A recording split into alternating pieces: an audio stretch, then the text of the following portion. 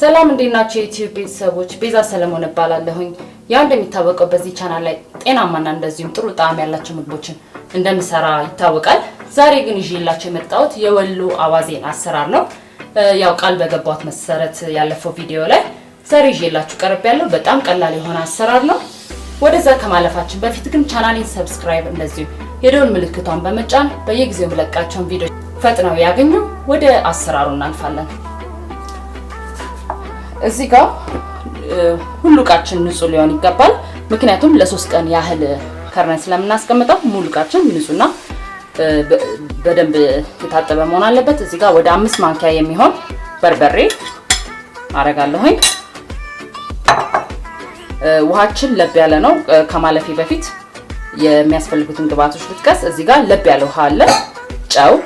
ዝንጅብል ነጭ ሽንኩርት ይሆናሉ ዝንጅብላችንን ፈሽተነው ውሃውን ነው የምንፈልገው ምክንያቱም የፀጉሩ እንዳይገባብን አዋዚያችን ላይ በውሃው ነው የምንሰራው በመጀመሪያ እንደምታዩት 5 ማንኪያ የሚያህል በርበሬን አድርጌያለሁ ከዛ ነጭ ሽንኩርት የተፈጨ በደንብ ላም ያለ 1 ማንኪያ ያህል የዝንጅብሉን ውሃ እሱንም 1 ማንኪያ ያህል ጨው በርበሬው ላይ ስላለ ትንሽ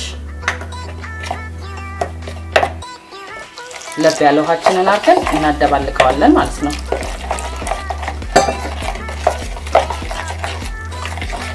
ብዙም መቅጠን የለበትም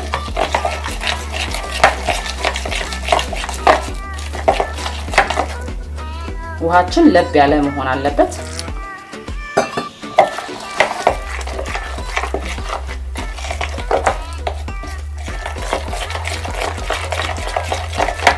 እናደባልቀዋለን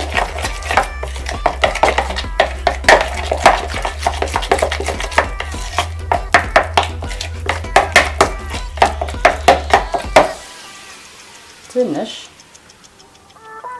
ውሃ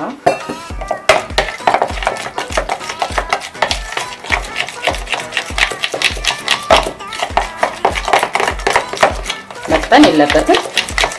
እያየን ቀስ እያልን ውሃችንን እየተከታተልን ማረግ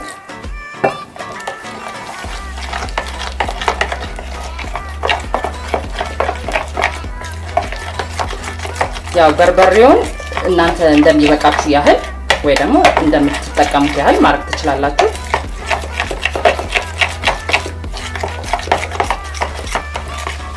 እንደምታዩት ያዝ ያለ ሆኖ ግን ብዙም አልወፈረም በእንደዚህ ደረጃ ላይ ነው ውሃችንን መጨመር የምናበቃው አሁን ይሄንን እንከርነውና ለ3 ቀን ያህል እናስቀምጠዋለን ከ3 ቀን በኋላ አውጥተን መጠቀም እንችላለን እንዲሁም አሁንም መጠቀም እንችላለን ግን የበለጠ ጣዕሙ እንዲብላላ ወይ ደግሞ ያስገባንባቸው ቅመሞች ነጭ ሽንኩርት ዝንጅብል በደንብ እንዲብላላ በእንደዚህ መልኩ ለ3 ቀን ያህል እናስቀምጠዋለን ይሄንን ይመስላል በጣም ቀላል ነው እናንተም በቤታችሁ እንደምትሞክሩት ተስፋ አደርጋለሁ እንዲሁም እንድትሞክሩት ጋብዛችኋለሁ አመሰግናለሁ ቻው